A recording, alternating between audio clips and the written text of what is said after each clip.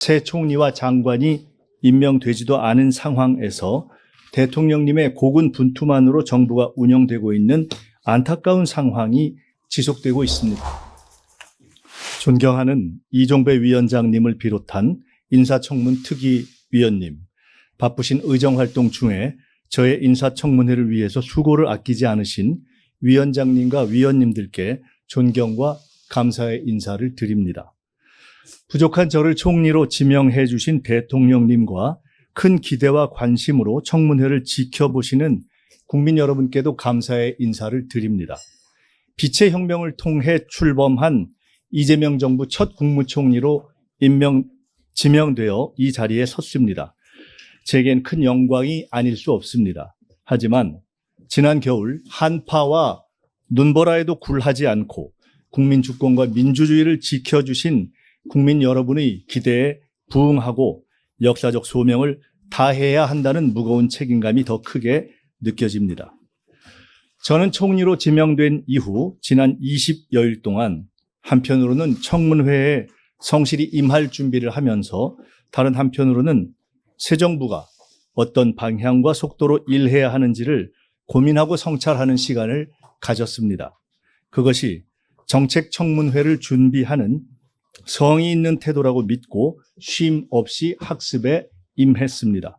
오늘 위원님들께서 주시는 모든 질의에 성실히 답변 드리면서 제 정책적 비전과 구상도 함께 점검받는 시간이기를 희망합니다. 존경하는 청문위원 여러분, 대한민국은 지금 안팎으로 총체적 위기 상황에 직면해 있습니다. 12.3 불법 개혁의 부정적 여파는 정치, 경제, 사회, 외교, 안보, 문화 등 모든 분야에서 여전히 이어지고 있습니다. 대외적으로는 복합경제 위기, 공급망 재편, 중동 정세 불안 등 급변하는 국제 정세가 우리 경제와 외교, 안보 전반에 큰 부담으로 작용하고 있으며 국내적으로는 민생 경제 어려움 극복과 정책 신뢰 회복, 사회 갈등 완화 등 구조적 과제들이 산적해 있습니다. 슈퍼 복합 넛크래커 상황 속에서 IMF 상황 때보다 더 힘든 총체적 위기 상황이 올 수 있다는 우려가 현실로 다가왔습니다. 출범 20일을 맞는 이재명 정부는 위기 극복을 위한 총력전을 벌이고 있습니다. 민생 경제에 활력을 불어넣기 위한 다각적 조치를 빠르게 추진해 나가고 있습니다. 정부가 제출한 30조 5천억 추경안이 국회에서 통과되면 서민경제와 골목 상권에 어느 정도 숨통이 트일 것입니다. 국정기획위원회 활동을 통한 정부의 변화와 혁신의 의지도 확고합니다. 대통령님의 G7 정상회의 참석으로 손상됐던 대한민국 국격과 위상 회복을 세계에 알림과 동시에 우리 민주주의의 힘을 재차 확인시켜 주었습니다. 그러나 위기 극복의 길은 아직 멀고 험하기만 합니다. 특히 새 총리와 장관이 임명되지도 않은 상황에서 대통령님의 고군분투만으로 정부가 운영되고 있는 안타까운 상황이 지속되고 있습니다. 속히 정부가 제자리를 찾고 제 역할을 다할 수 있도록 해야 합니다. 인수위 없이 맨바닥에서 맨손으로 시작한 정부가 빠르게 대한민국을 안정적 궤도로 올려놓기 위해서는 여야를 비롯한 정치권의 협조가 꼭 필요합니다. 오늘 이 청문회가 정부의 조속한 안정과 출발을 위한 시작점이 되기를 바랍니다. 존경하는 청문위원 여러분, 저는 과거 IMF 위기 시절 정부의 비대위 대변인을 한 적이 있습니다. 여러 경제정책을 다루고 민생 형성의 목소리를 경청했으며 위기 극복을 위한 지도자의 고뇌를 가까이에서 지켜보고 배울 수 있었습니다. 또한 국회 보건복지위원장으로서 민주당 정책위 의장으로서 국정 전반의 정책 현안을 많은 의원님 여러분과 함께 힘을 모아 풀어나온 바 있습니다. 이러한 경험이 새로 출범하는 정부의 안정적 정착과 현재의 위기 상황 극복에 조금이라도 도움이 되기를 바랍니다. 저의 작은 힘이라도 보탤 기회를 주실 것을 고개 숙여 부탁드립니다.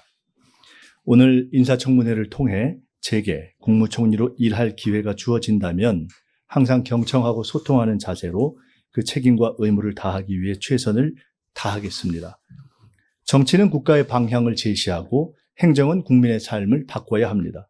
정치와 행정은 동전의 양면이라고 할 수 있습니다. 국무총리는 국가의 정치와 행정을 이끄는 대통령님을 보좌하여 내각을 이끄는 대국민 참모장입니다. 새로운 정부에 부합하는 새로운 모습의 총리가 되고자 합니다.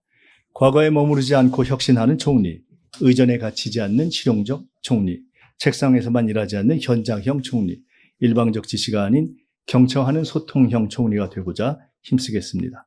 국민을 위한 국정의 방향 또한 제대로 정립해 나갈 것입니다. 첫째, 실기하지 않겠습니다.